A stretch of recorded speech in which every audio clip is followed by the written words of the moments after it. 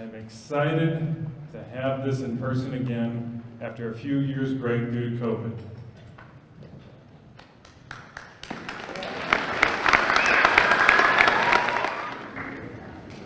The appreciation we can give to our veterans is great, and the educational value of the speeches and the performances here for our students is just as great.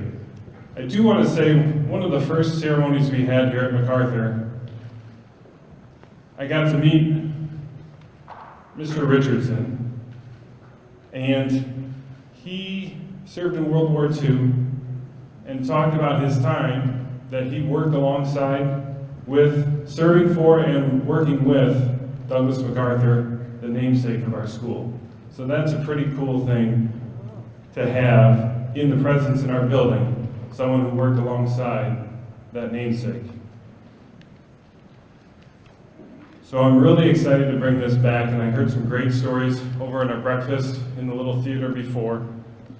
So thankful for the table decorations, the wall signs, the cards, the banners. 6th, 7th, and 8th graders, you did a great job. Thank you. Student Senate and our kitchen did a wonderful job putting together some breakfast and coffee and fruit. So we'll need to bring some more veterans back because we had some food left over. I guess you guys ate more in 2019 than you did this year. I know. We all have a little bit of extra COVID weight on we're trying to keep an eye on.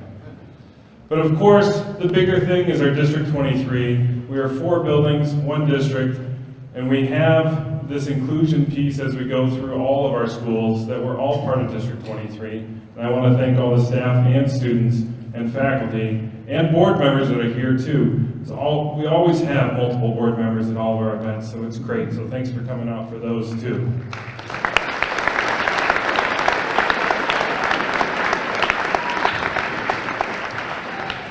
But we're here for something better, our students.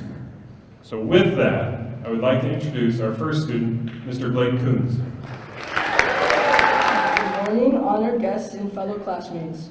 My name is Blake Coons, one of the 8th graders who is honored to be speaking to you and about you today. I will begin by introducing other students who will be speaking this morning. They are Sarah Che, Naomi Conklin, Lucas Noascono, Michael Franchik, and as well as our Unified Advisor, which is back there.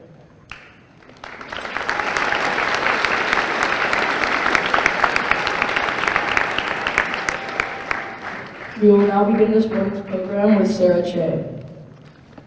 On September 8, 1892, Francis Bellamy, who was a circulation manager for the Boston-based magazine The Youth's Companion, wrote a few words which ended up being published for students to repeat on Columbus Day that year.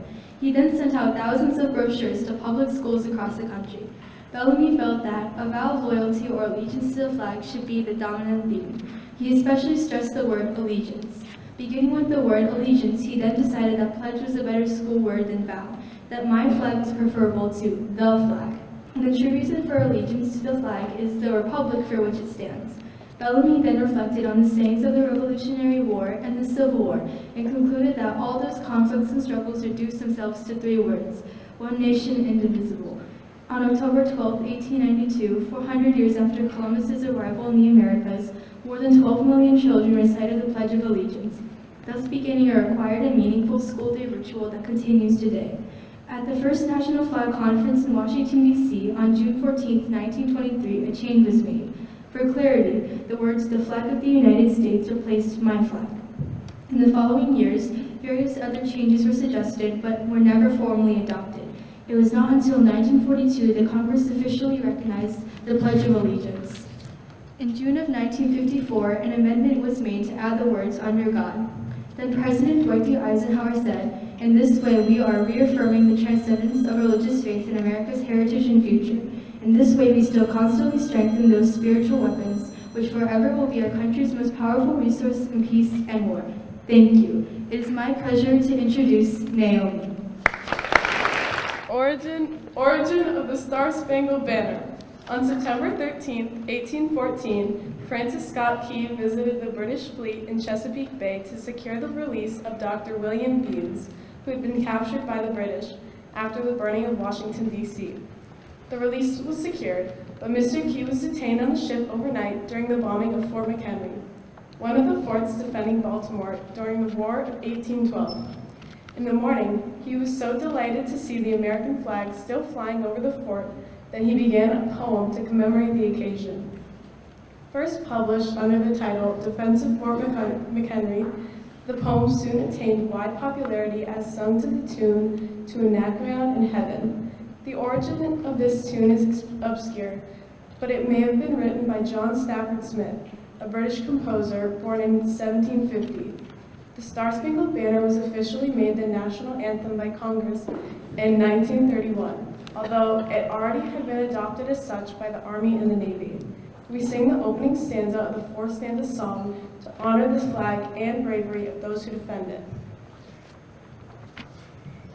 With that being said, would everybody please rise as the Wheeling High School JROTC color guard will present our colors. After their counter march, would everybody follow our lead and join our unified advisory in reciting the Pledge of Allegiance. Please remain standing for the playing of the national anthem.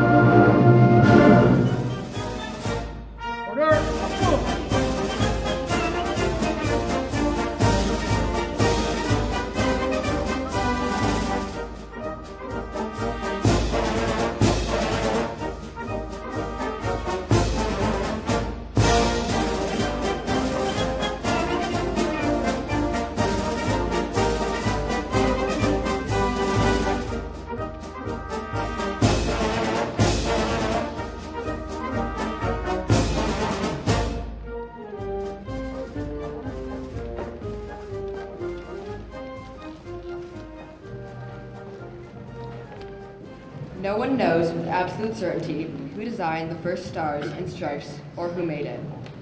Congressman Francis Hopkinson seems most likely to have designed it, and a few historians believe that Betsy Ross, a Philadelphia seamstress, made the first one. Until the executive order of June 24, 1912, neither the order of the stars nor the proportions of the flag were prescribed. Consequently, flags dating before this period sometimes show unusual arrangements of the stars in odd proportions, these features being left to the discretion of the flag maker. In general, however, straight rows of stars and proportions similar to those later adopted officially were used. There are 5 principal acts affecting the flag of the United States. The first Flag Act was passed by the Continental Congress on June 14, 1777, in order to establish an official flag for the new nation. Resolved that the flag of the United States be made of 13 stripes, alternating red and white, that the Union be 13 stars, white in a blue field, representing a new constellation. Then, an act of January 13, 1794, provided for 15 stripes and 15 stars. An act of April 4, 1818, signed by President Monroe, provided for 13 stripes and 1 star for each state to be added to the flag on the 4th of July, following the admission of each new state. An executive order of President Taft, dated June 24, 1912, established proportions of the flag and provided for arrangement of the 6 stars in horizontal rows of 8 each, a single point of each star to be pointed upward. Finally, there was an executive order of President Eisenhower, dated August 21, 1959. This provided for the arrangement of the stars in 9 rows staggered horizontally and 11 rows staggered vertically. Thank you. Blake and Sarah will tell us about the origin of Veterans Day. In 1921, an unknown World War I American soldier was buried in Arlington National Cemetery. This site on a hillside overlooking the Potomac River in the city of Washington, D.C. becomes the focal point of reference for America's veterans.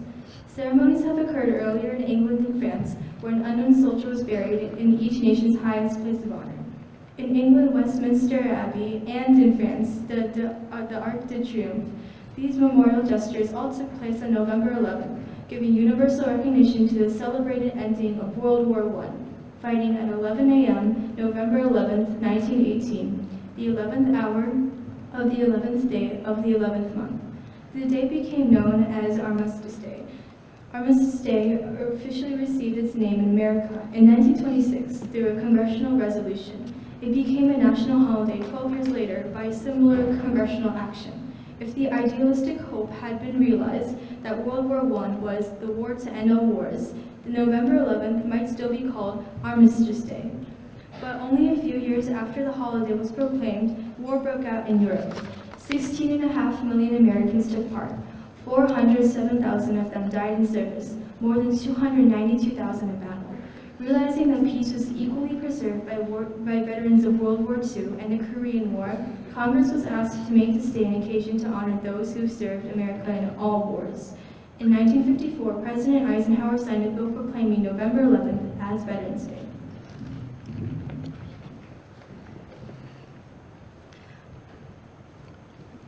On Memorial Day, 1958, 2 more unidentified American war dead were brought from overseas and buried in the plaza beside the unknown soldier of World War I. One was killed in World War II, the other in the Korean War. In 1973, a law passed providing burial of an unknown American from the Vietnam War, but none were found for several years. In 1984, an unknown serviceman from the Vietnam War was placed alongside the others. To honor these men, representative of all Americans who gave their lives in all wars, an Army Honor Guard from the 3rd U.S. Infantry keeps day and night watch at the gravesite. A law passed in 1968 changed the national celebration of Veterans Day to the 4th Monday in October. It soon became apparent, however, that November 11th was a date of historic significance to many Americans. Therefore, in 1978, Congress returned the observance to its traditional date, November 11th. The focal point for official national ceremonies for Veterans Day continues to be the memorial amphitheater built around the tomb of the unknown soldiers. At 11 a.m. on November 11th, a combined color guard representing all military services present arms at the tomb. The nation's tribute to its war dead is symbolized by the laying of a presidential wreath. The bugler plays taps. The rest of the ceremony takes place in the amphitheater. Every year, the President of the United States urges all Americans to honor the commitment of our veterans through appropriate public ceremonies, this being one of them. Thank you. In just a moment, the MacArthur Concert Band will perform Armed Forces Medley. After that, Naomi and Lucas will share a powerful poem with us. It is my pleasure now to introduce the MacArthur Concert Band, and veterans, please stand as able when you hear your fight song.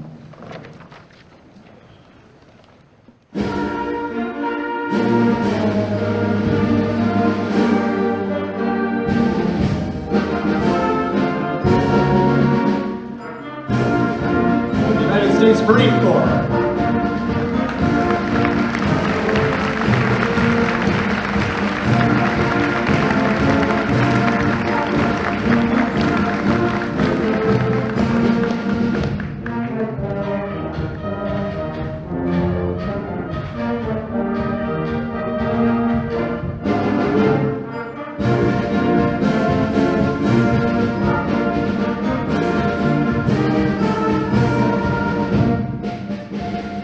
United States Army.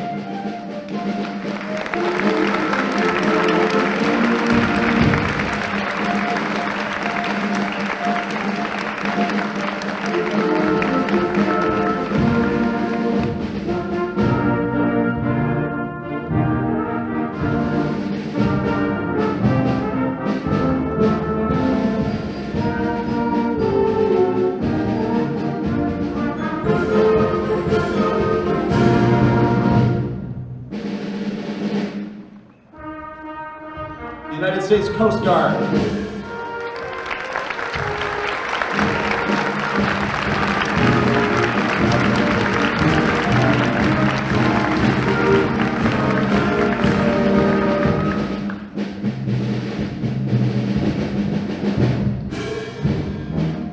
United States Air Force.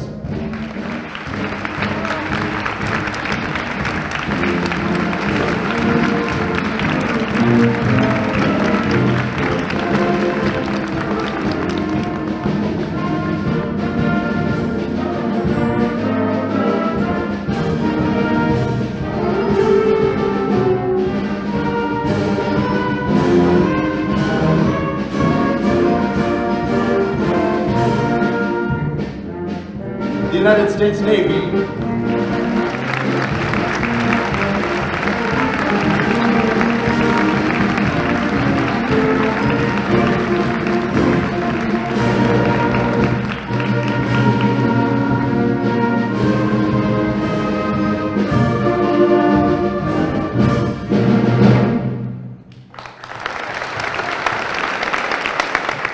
This poem, whose author is unknown, is called I Am the Flag of the United States.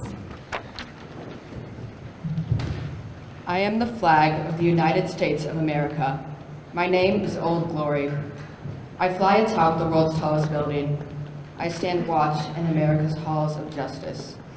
I fly majestically over institutions of learning. I stand guard with power in the world. Look up and see me. I stand for peace, honor, truth, and justice. I stand for freedom. I am confident. I am arrogant. I am proud. When I am flown with my fellow banners, my head is a little higher, my colors a little truer. I bow to no one. I am recognized all over the world. I am worshipped. I am saluted. I am loved. I am revered. I am respected, and I am feared. I have fought in every battle of every war for more than 200 years. I was flown at Valley Forge, Gettysburg, Shiloh, and Appomattox. I was there at San Juan Hill, in the trenches of France, in the Argonne forests, and Anzio, Rome, on the beaches of Normandy, in Guam, Okinawa, and Korea. Vietnam, Iraq, and Afghanistan know me. I was there and I'm still there. I led my troops. I was dirty, battle-worn, and tired. My soldiers cheered me on and I was proud. I have been burned, torn, trampled on the streets of countries I have helped set free. It does not hurt me, for I am invincible. I have been soiled upon, burned, torn, and trampled in the streets of my own country. And when it's done by those whom I've served in battle, it hurts. But I shall overcome, for I am strong. I have slipped the bonds of earth and stood watch over the uncharted frontiers of space from my vantage point on the moon. I have borne silent witness to all of America's finest hours. My finest hours are yet to come, when I am torn into stripes and used as bandages for my wounded comrades on the battlefield, when I am flown at half-mast to honor my soldier, or when I lie in the trembling arms of a grieving parent at the grave of their fallen son or daughter. I am proud. Thank you. Michael and Sarah will soon tell us about who is a veteran.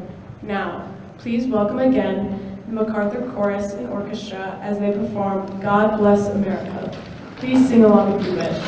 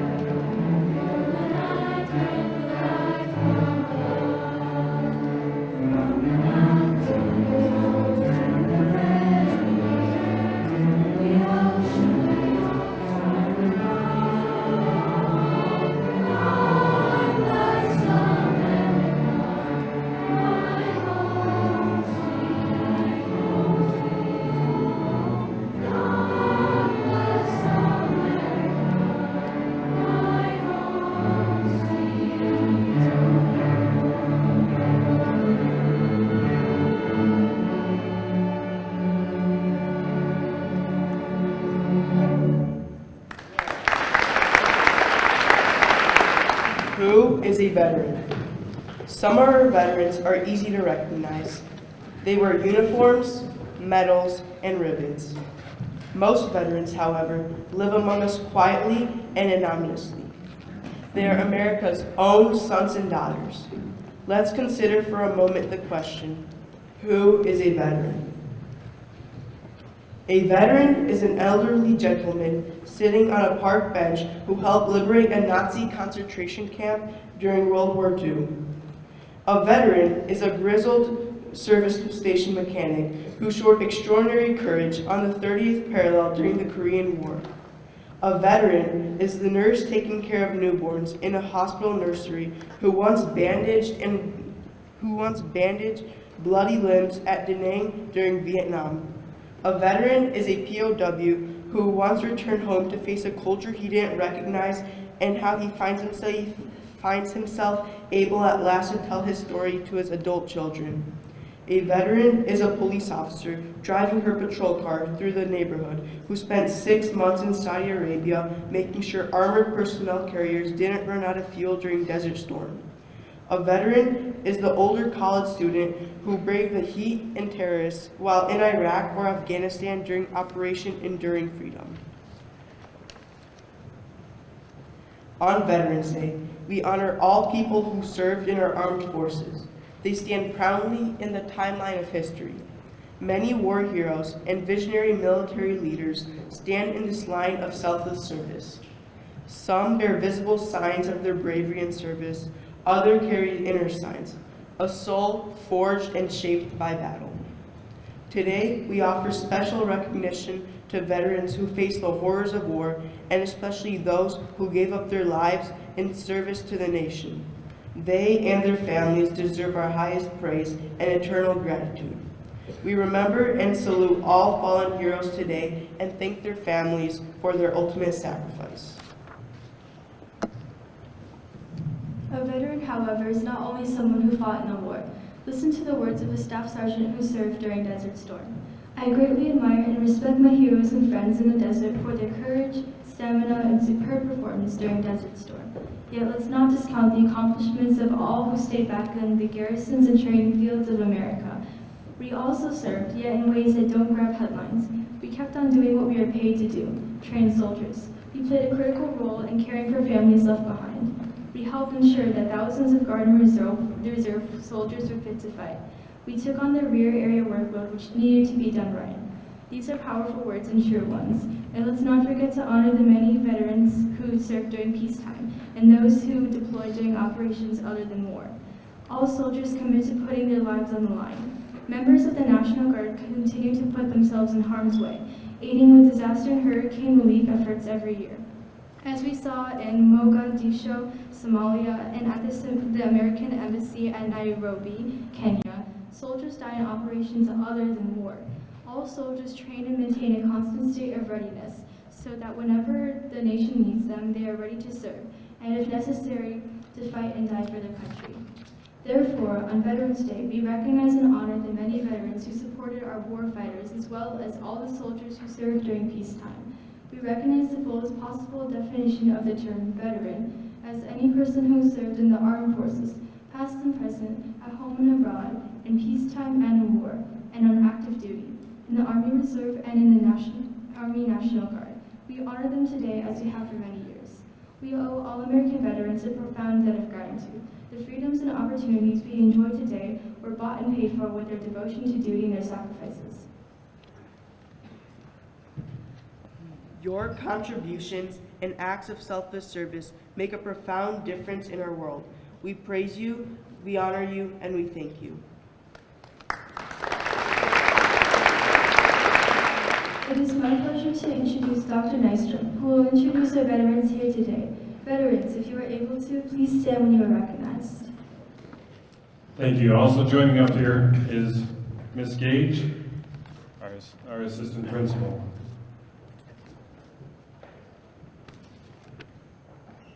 Ron Belchik, Air Force, Vietnam War.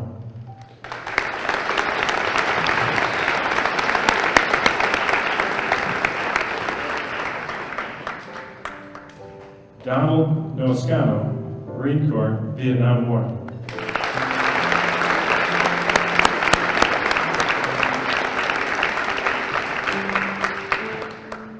Jerome Cook, Army, Vietnam War.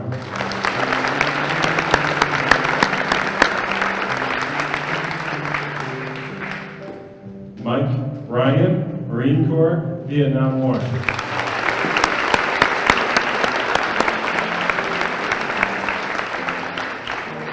Bill Starr, U.S. Army, Vietnam War, Bosnia, Kosovo.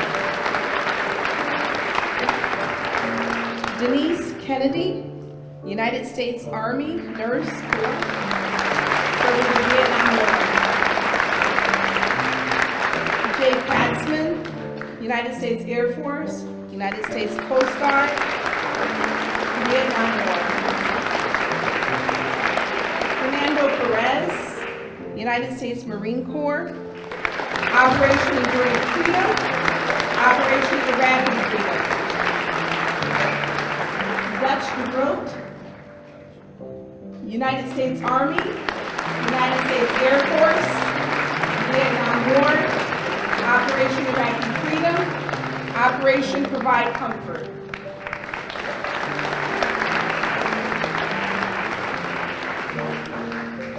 Everett Nyland, Army, Vietnam War.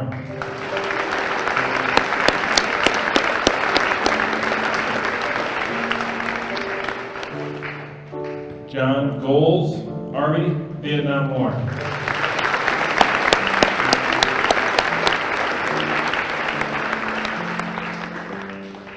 Henry Itzelberger, Air Force, Cold War.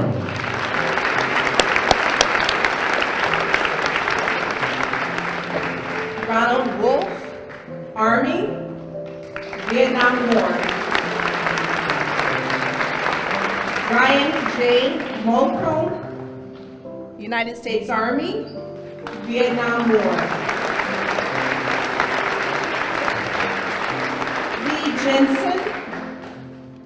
Lee Jensen, Army, Korean War.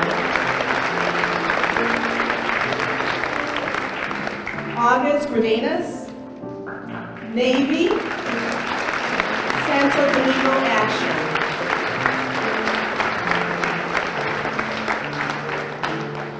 Sorry. Ray Limbach, Army Airborne, Vietnam War.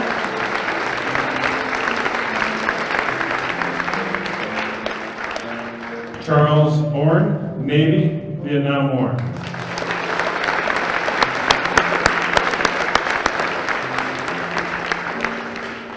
Virgil Wendt, Army, Korean War.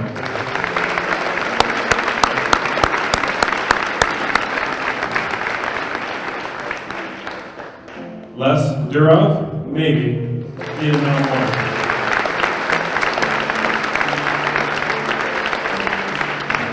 Dennis Kane, United States Army, Vietnam War. Robert Resek, Army, now with the Coast Guard, Vietnam War, Coast Guard. Robert Bellucci, United States Army, Vietnam War.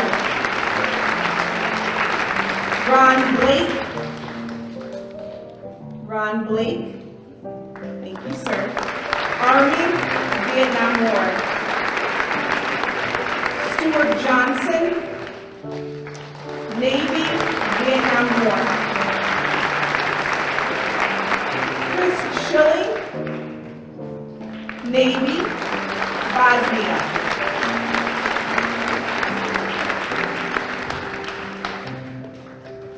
All right, thank you to all of you. One round of applause, Marauders.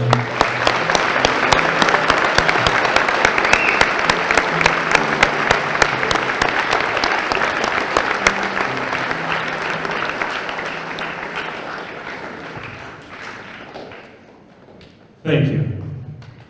And how about one more round of applause for our orchestra and Miss Giron, our chorus and Miss Murray, and our band and Mr. Simpson.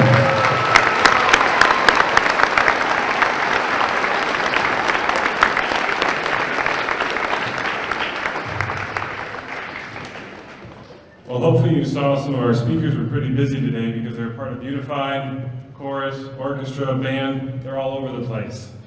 They have a very diversified experiences of what they do at MacArthur, and I couldn't help but think about the diversity that you guys have out here with all 5 branches, Space Force coming, serving us, being a part of our guests here in this building, but then also when we look at that poem about who is a veteran, there's a lot of diverse avenues and careers that a lot of you have gone into, whether it be in education, police, fire, financial industries, lots of different places that are out there and experiences that all of you have had, and that all of our kids will end up going off in their own career path as they choose their destiny and form their journey of their next Life, which is the two team names for our 8th grade team. But with all that diverse experience and representation, please know, no matter who you are and what you did and how you served, you're always welcome here at MacArthur when we do this again live next year, again, because we're not taking a break anymore like we did last time I talked about this, all right?